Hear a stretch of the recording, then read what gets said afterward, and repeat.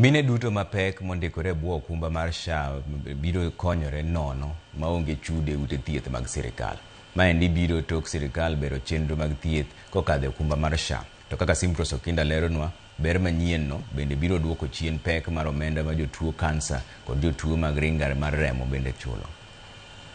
E thuolo machon, mine mapek mamanyo thieth e bwo okumba mar thieth mar SHA ne dwarore mondo tiek chudo margi kapok giyudo kony e ute thieth. When it comes to time of delivery, you will deliver for free.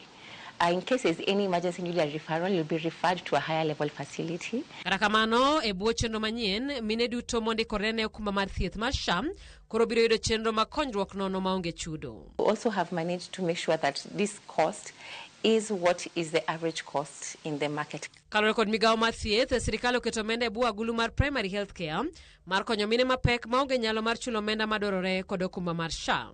SHA biro dwoko omenda maromo Sh10,000 ne nyuol maonge bero kod Sh30,000 ne mine monyuol e yor pala.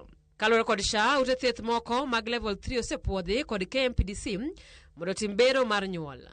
SHA wacho ni mine duto kamoting'o nyaka mine matinde bwo higni 18 owinjore yud thieth e okang' mamalo ne gin kod nyithindegi kata ka gionge kod omenda.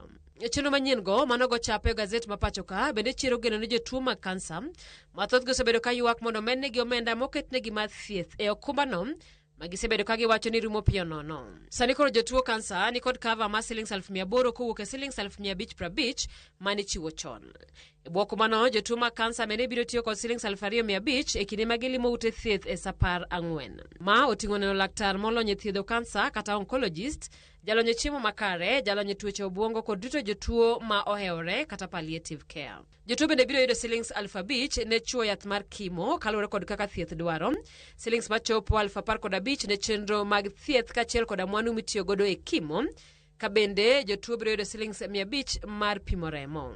Jotuo mag ringa mar remo bende biro yudo thieth e bwo chenro manyien ka okang' mokwongo SHA ni kod chenro mag thieth makende. There are two services, there are blood-related interventions that have been there, but they were not clearly defined who is supposed to access those interventions. So since it was called the oncology package, there was such miscommunication that the sickle sellers could not access this service. Kamano bende agulu mar thieth ma apoya kod tuoche matama bende omedore kowuok e Sh150 nyaka 4,000. Simpros Okinda, Ramogi.